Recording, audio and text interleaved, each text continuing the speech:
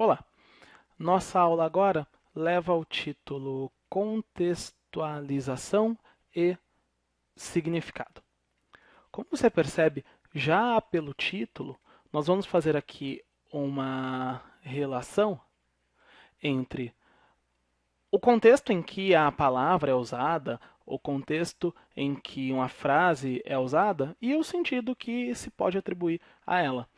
A ideia base disso é a de que o significado pode ser visto em dois aspectos que não se excluem, que na verdade são complementares.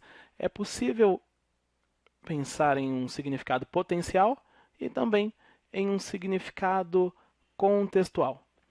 Qual seria aqui a diferença? Caso a gente analise uma palavra isolada, ou mesmo uma frase fora de um contexto maior, é possível identificar mais de um sentido como possível para essa palavra, para essa frase. Esses sentidos todos são sentidos potenciais.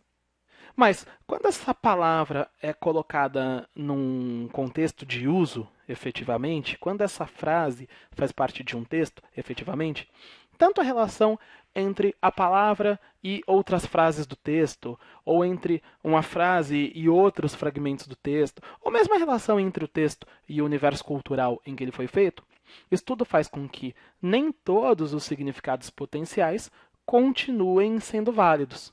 Dado o contexto, é possível identificar qual é o significado mais apropriado, qual é o significado mais coerente. E é disso que falamos aqui quando nos referimos a significado contextual. Para que isso fique mais claro, vamos recorrer a um exemplo. Aqui temos o verbete mulher, tal como foi definido em um dicionário. Numa primeira acepção, mulher aparece como indivíduo do sexo feminino, considerado do ponto de vista das características biológicas, do aspecto ou da forma corporal.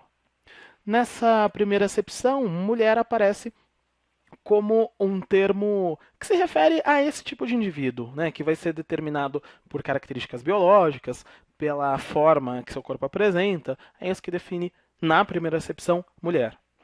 Diferente desse segundo sentido, também possível, também um significado potencial, que é usar o termo mulher para fazer um contraste entre mulher e criança do sexo feminino, entre mulher e uma adolescente, para que a palavra mulher então seja usada aqui como mulher feita, como sinônimo de adulta. Outro sentido possível. E também é possível, segundo aqui a definição de dicionário, que mulher seja usado como companheira conjugal, como esposa. Alguém podia se referir ao cônjuge dizendo esta é minha mulher, seguindo essa terceira acepção.